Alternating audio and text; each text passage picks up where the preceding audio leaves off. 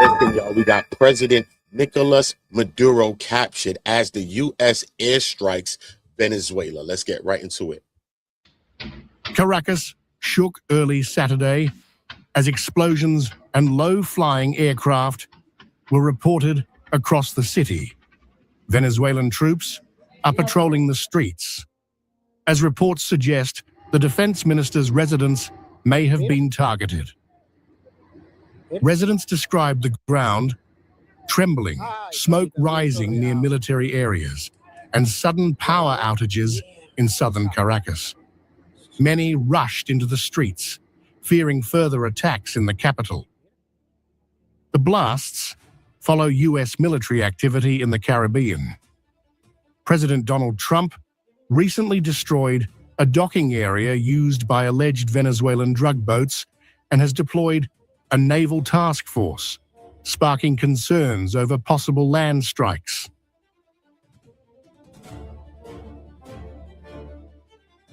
Venezuela's government and U.S. authorities have confirmed the strike. State TV continued regular programming, leaving citizens and international observers uncertain about the scale and source of the attacks. Heightened troop activity and unexplained explosions signal a tense standoff. Analysts warn the situation could destabilize the region, and Caracas remains on edge as the crisis continues to unfold.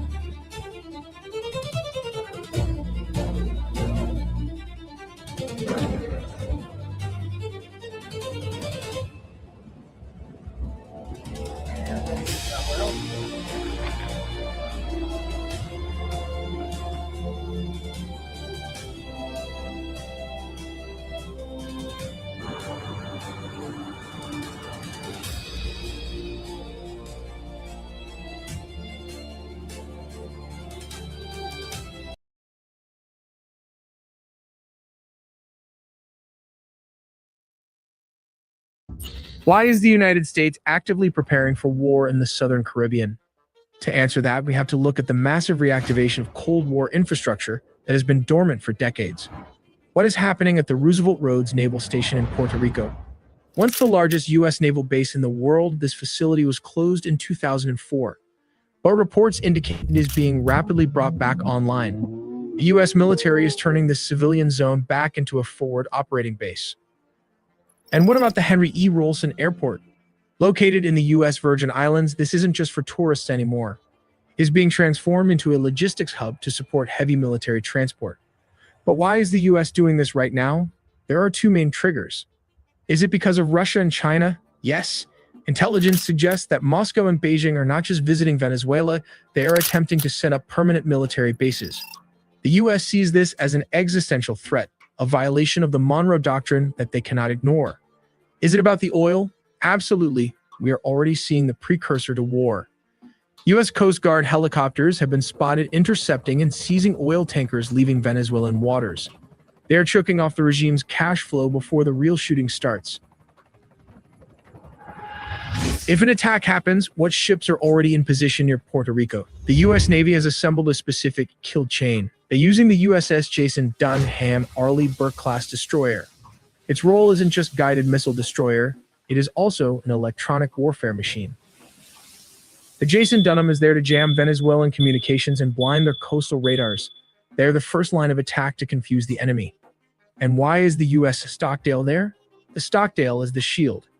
Equipped with advanced Aegis missile defense systems, its job is to shoot down any anti-ship missiles Venezuela fires back at the fleet. But how do we know this is an invasion and not just a blockade? Because of the USS Iwo Jima. It is a massive amphibious assault ship. You don't bring the ship unless you plan to put boots on the ground.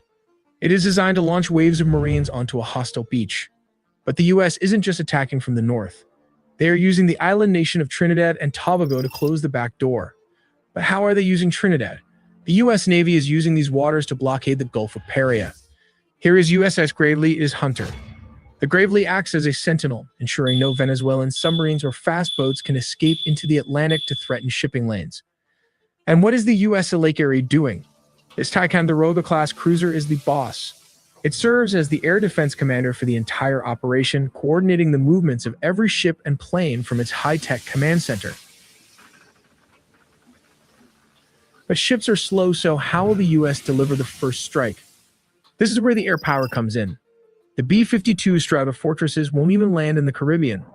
They will fly straight from the continental United States, deliver their massive payload of cruise missiles, and return home without ever touching the ground. What about the B-1 Lancer? These supersonic bombers will be used for fast attacks. They can swoop in at low altitude and high speed to destroy hardened targets before the enemy knows they are there. But where will the bulk of the Air Force fly from? This is why Roosevelt Roads in Ceiba, Puerto Rico is so critical. It puts tactical aircraft just minutes away from the target. The MQ-9 Reapers will loiter over Venezuela for hours, tracking mobile missile launchers and taking them out with Hellfire missiles the moment they move. While the F-35s will be the door kickers. Their job is to penetrate Venezuelan airspace undetected and destroy the S-300 air defense batteries so the other planes can fly safely. Here are VU-22 Osprey's speed and versatility. These tilt-rotor aircraft will launch from the USS Iwo Jima in Puerto Rico to ensure special.